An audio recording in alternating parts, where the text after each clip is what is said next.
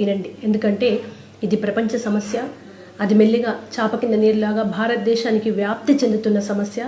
నా సమస్య, మీ సమస్య, రేపు మన ఇంటి తలుపు తట్టబోతున్న సమస్య. అదే పెళ్ళొద్దు, పిల్లలొద్దు. పెళ్లి వరకు ఒప్పుకుంటున్నారు, ఊర్లలో పెళ్లి చేసుకుని పిల్లల్ని కంటున్నారు. మన సమస్య కాదు కదా అని బాధపడకండి. భారతదేశంలో ఫస్ట్ ఒక మనిషిని ఆశీర్వదించమంటే పెళ్లి చేసుకొని గంపడి మంది పిల్లల్ని కనండి అనే ఆశీర్వచనం వచ్చేది. అది కాస్త ఇద్దరికి వచ్చింది. ఇప్పుడు ఇద్దరి నుంచి ఒక్కరిని కంటున్నారు.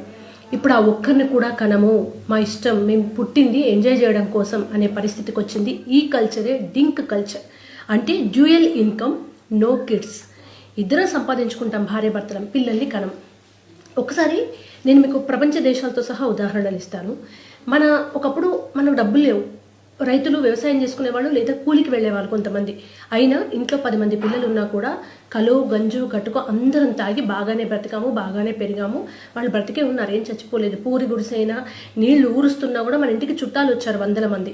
ఇవాళ ఇద్దరూ సంపాదిస్తున్నారు, లక్షల్లో ప్యాకేజెస్, హై రైజ్ అపార్ట్మెంట్స్లో, మెట్రోపాలిటన్ సిటీస్లో ఇల్లులు. కానీ ఒక్క చుట్టాన్ని పిలువరు, వచ్చినా వాళ్ళు ఉండడానికి వీల్లేని పరిస్థితులు ఉంటాయి. ఎందుకంటే జాబ్కి వెళ్తాం, మాకు ప్రైవసీ కావాలి అని. భార్య భర్తనే సపరేట్ రూముల్లో ఉంటున్నారు. మనం సంపాదించి సాధించుకుంటున్నామంటే ఏమీ లేదు. భారతదేశం కన్నా అడ్వాన్స్గా ఉన్న దేశాలు ఏంటంటే ఏం చెప్తాం? Japan, Germany, China, Russia. అయితే అభివృద్ధి ప్రమాదంగా మారుతుంది అనేది నిరూపించబడుతోంది. అట్లాంటి డెవలప్మెంట్ ఆపుకోమని ఎవరు అనట్లేదు, కానీ ఎందుకో చెప్తా. జపాన్ దాదాపు దేశం కనబడని స్థితిలోకి వెళ్తోంది ప్రపంచ పటంలో. ఎందుకంటే అక్కడ పెళ్లిళ్ళు చేసుకోవట్లేదు, పిల్లల్ని కనట్లేదు.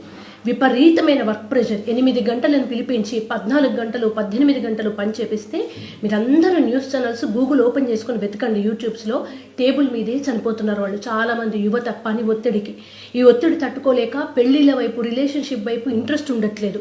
ఇంత ఒత్తిడిలో ఇంట్రెస్ట్ ఉన్నా కూడా కాపురాలు చేసే ఓపిక ఉండట్లేదు. అసలు మేము ఇంత కష్టపడి పెళ్లిళ్ళు చేసుకుని వాళ్ళకి టైం ఎందుకు ఇవ్వాలి, పిల్లల్ని ఎందుకు కనాలి అనే పరిస్థితికి వచ్చింది. అక్కడ ఇంకొక కారణం ఏంటంటే, ఒక పిల్లాడు పుడితే వాడిని చదివించడానికి 3 కోట్ల ఖర్చు అవుతుంది.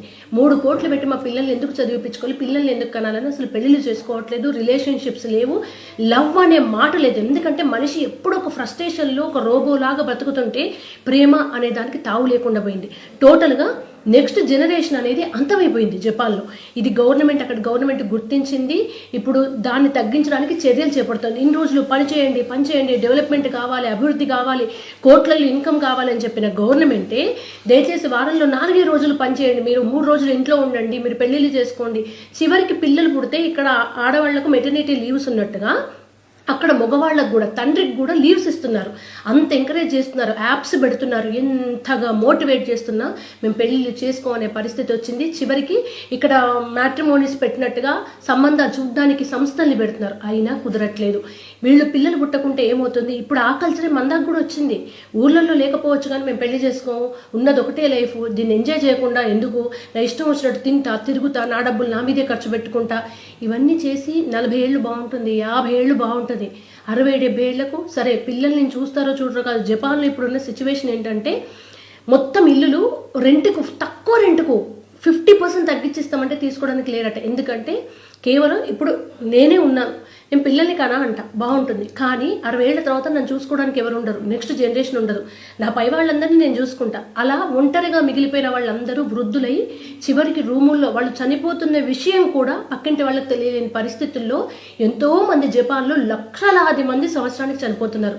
15 లక్షల పైచిలకు యువత రూముల్లో ఒంటరిగా ఉంటూ డిప్రెషన్ అని తలుపులు పెట్టుకొని నెలలు బయటికి రాకుండా చచ్చిపోతున్నారు. టేబుల్ మీద వర్క్ చేస్తూ చచ్చిపోతున్నారు. మనం ఎటుపోతున్నాం? ఈ పెళ్ళొద్దు, ఎంజాయ్ చేస్తా, ఉన్నది ఒకటే లైఫ్ అనే కల్చర్కి వెళ్తుంటే చివరికి మన అమ్మ నాన్న ఉన్నారు, మేము ఉన్నాం, నెక్స్ట్ కింద జనరేషన్కి లేరు. పైన ఉన్న వాళ్ళు మనకన్నా ముందే చనిపోతారు, ముందు తరం లేదు, మిగిలేది ఏ తరం? ఒకటే తరం. ఒక 50 ఏళ్లలో ఇదే కంటిన్యూ అయితే జపాన్ అనేది ప్రపంచ పటంలో ఉండదని సైంటిస్టులు చెప్తున్నారు. అందుకోసం జపాన్ ఇమీడియట్గా ఏమేం చేస్తే పెళ్లిళ్ళ వైపు, పిల్లల వైపు వెళ్తారు అని అన్ని రకాల పథకాలు పెడుతున్నారు. సరే, వాళ్ళు ఏదో ఒకటి చేసి డెవలప్ అవుతారు. కానీ మనం రష్యాని చూసి, జపాన్ని చూసి, జర్మనీని చూసి, చైనాని చూసి నేర్చుకుంటే చైనా పరిస్థితి కూడా అదే, రష్యా పరిస్థితి కూడా అందుకే దగ్గరగా ఉందంట. నెక్స్ట్ భారతదేశమే అంటున్నారు. ఇప్పటికీ మన జనాభా విపరీతంగా ఉంది. కానీ ఐటీ కల్చర్ వచ్చిన తర్వాత ఈ ఐటీ జాబ్స్ అని చేస్తే పెళ్ళిళ్ళు చేసుకున్నా, పిల్లల్ని కనాలని అనుకుంటున్నా కూడా పిల్లల్ని కనే సామర్థ్యం అబ్బాయిల్లో అమ్మాయిల్లో తగ్గిపోయింది ఆల్రెడీ. పీసీఓడీలని, హార్మోన్ ఇంబ్యాలెన్స్ అని అమ్మాయిలకి, అబ్బాయిలకి స్పర్మ్లో కౌంట్ లేదని అబ్బాయిలకి పిల్లల్ని కనలేని పరిస్థితి. ఊర్లలో అరుగు మీద కూర్చొని పొలం పనికి వెళ్ళి ఇంటి దగ్గర ఫ్రెండ్స్తో తిరిగి రోజు బీడి కొట్టేవాడు 10 మందిని కనేవారు. ఆడవాళ్ళు ఇంటర్ చాకరీ చేసి 10 మందిని కనేవాళ్ళు. ఇవాళ మీరు ఒక్కసారి ఆలోచించండి, ఐవీఎఫ్ అనే పదం ఉందా? 20-30 ఏళ్ల క్రితం వరకు సరోగస్ అనే పదం ఉందా? వద్దంటే పిల్లలు పుట్టేవాళ్ళు. అట్లాంటిది కావాలని తపస్సు చేస్తున్న హాస్పిటల్స్ చుట్టూ తిరిగిన పిల్లలు ఉండట్లేదు.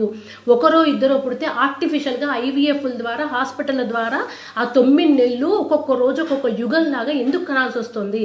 కళ్ళ ముందు కనాలనుకుంటే కనలేని పరిస్థితి. నెక్స్ట్ ఏం జరుగుతుందంటే మేము పెళ్ళే చేసుకోము, నెక్స్ట్ పెళ్లి చేసుకోమంటే అందుకే మన ఊర్లలో పెళ్లి చేసుకో, పిల్లలు అంటే పెద్దవాళ్ళది నస, వీళ్ళకు పని లేదు, ఎవడు గంటడు, ఎవడు పోషిస్తాడు, వాళ్ళని ఎవడు చూసుకోవాలి, మాకు హై ఉండాలి. నీకు హై ఉండాలంటే క్లబ్బు పబ్బు ఎంజాయ్మెంట్ కాదు. మధ్యతరగతి తండ్రి పొద్దున్నుంచి పొద్దున్న దాకా బయట పనిచేసి రాత్రింటికి పోగానే పిల్లలు ఇద్దరు ఎదురొచ్చి డాడీ అనగానే ఆ కష్టం అంతా మర్చిపోయి ఆ ఉన్న 10 రూపాయలు తిన్నా తినకున్నా కూడా ఒక చాక్లెట్ బిస్కెట్ పిల్లలకు పట్టుకుపోతారు. ఆ కష్టం అంతా అక్కడ మర్చిపోతారు. తల్లి ఎంత పని చేసినా అమ్మ నువ్వు వండింది బాగుందంటే కష్టం అంతా మర్చిపోతుంది. అప్పుడు ఏం వెతుక్కున్నారు? ఈ ఆనందం చాలు, వీళ్ళ కోసం ఎంత కష్టమైనా పడతాం అనుకున్నారు. కానీ ఇప్పుడు జనరేషన్ ఏమంటున్నారు తెలుసా? వాళ్ళు ఒక్క నిమిషం వచ్చి డాడీ అని పిలవడానికి నేను పొద్దునంతా కష్టపడాలా, వంట బాగుందని ఒక మాట చెప్పడం కోసం నేను రోజంతా కష్టపడాలా, ఇంత స్వార్థంగా ఆలోచిస్తున్నారు.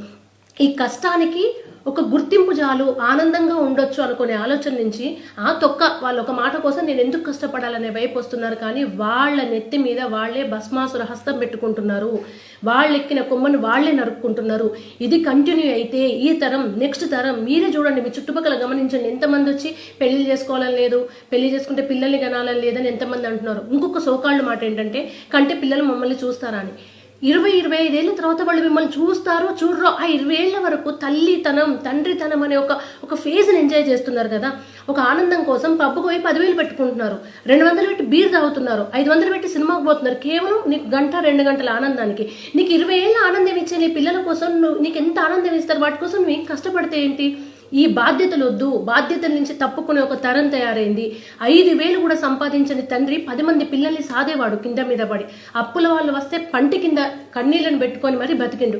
ఇప్పుడు 2 లక్షలు 3 లక్షల ప్యాకేజ్ వచ్చినా పిల్లల్ని కనడానికి సిద్ధంగా లేరు, బాధ్యతలు మోయడానికి సిద్ధంగా లేరు. ఒకప్పటి తరం తల్లిదండ్రుల్ని చూసుకొని పిల్లల్ని చూసుకొని మేనేజ్ చేస్తే ఇప్పటి తరం తల్లిదండ్రుల్ని చూసుకోం. వృద్ధాప్య రంగానే వృద్ధాశ్రమాల్లో వేస్తాం, పిల్లల్ని కనం, బాధ్యతలు ఎత్తుకోం, మాకు ఫ్రీడమ్ పోతుంది. ఇవన్నీ అనుకుంటున్న ఈ వయసు బాగుంటుంది.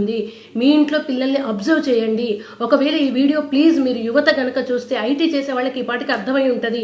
30 ఏళ్లే కదా పెళ్లి చేసుకుంటానులే, 35 ఏళ్లే కదా తొందర ఏమొచ్చింది అంటే ఆ తర్వాత పిల్లలు పుట్టరు, పెళ్ళిళ్ళు అవ్వవు. మీకు తెలుసు మీకేం జరుగుతుందో వ్యక్తిగతంగా 4 గోడల మధ్య ఆలోచిస్తే మీకు అర్థమవుతుంది. తల్లిదండ్రుల పిల్లలు ఈ దారిలోకి పోతే వాళ్ళకి భారతదేశ కుటుంబ విలువలు చెప్పండి, ప్రమాదంలో పడుతున్న దేశాల గురించి చెప్పండి. ఐటీ ఉద్యోగాలు చేస్తూ గొప్పగా సంపాదిస్తున్న వాళ్ళందరూ కూడా మీ సెల్ ఫోన్ మీ చేతిలో ఉంది. ఒక్కసారి ఓపెన్ చేసుకొని పిల్లల్ని కనం అంటున్న జపాన్, చైనా, రష్యా దేశాలు ఏమవుతున్నాయి? ఐటీ అంటూ 24 గంటలు జాబ్ చేసి ఎక్కడో వీకెండ్ ఏ స్విమ్మింగ్ పూల్, ఏ గోవానో, ఏ సముద్రాలు అని వెళ్తున్న మనకు నిజంగా ఆనందం ఉందా? ఒకప్పుడు మన ముందు తరం ఎందుకు ఆనందంగా ఉంది? 10,000 రూపాయల్లో ఎందుకు పిల్లల్ని కన్నారు? ఎందుకు బాధ్యతల్ని నవ్వుతూ తీసుకున్నారు? ఎందుకు చుట్టాలతో పెళ్లిళ్లలో ఫంక్షన్స్ లో కలుపుగోలుగా ఉన్నారు? మనం ఇవేమీ చేయకుండా ఎటు పరిగెడుతున్నాం? ఈ డబ్బులన్నీ ఏం చేస్తున్నాం? ఎండ్ ఆఫ్ ది డే మీ కోట్లున్నా, బెంజ్ కార్లో తిరిగినా, హైరైజ్ అపార్ట్మెంట్లో ఉన్నా ఎవరు వస్తున్నారు మీ దగ్గరికి? మీరు చచ్చిపోతే పాడమొయ్యడానికి 4 వస్తున్నారా? మీరు ఒకరోజు హాస్పిటల్లో అడ్మిట్ అయితే బెడ్ దగ్గర కూర్చోడానికి మేము ఉంటాం, పర్లేదమ్మా నువ్వు రెస్ట్ తీసుకోవాలి నీ భార్యకు చెప్పేవాళ్ళు ఎవరైనా ఉన్నారా? వీటికి దూరం అవుతున్నారంటే మీరు ప్రమాదంలో ఉన్నారు. దయచేసి పెళ్ళొద్దు, పిల్లలొద్దు, మేమిద్దరం డ్యూయల్ ఇన్కమ్ నో కిడ్స్ అనే కల్చర్ వైపు వచ్చే ముందు కుప్పగూలిపోతూ దేశ అస్తిత్వం కోసం పోరాడుతున్న జపాన్, రష్యా, చైనాను చూడండి. తదుపరి మన భారతదేశం ఉండే ప్రమాదం ఉంది. 50 ఏళ్ళు 100 ఏళ్ల తర్వాత మన పిల్లలు అనాథలుగా మారబోతారేమో ఆలోచించండి. ఇలాంటి ఆలోచనలు ఉంటే చిన్నప్పటి నుంచే పెద్దలు కౌన్సిలింగ్ ఇవ్వండి, వాళ్ళని మార్చే ప్రయత్నం చేయండి ప్లీజ్.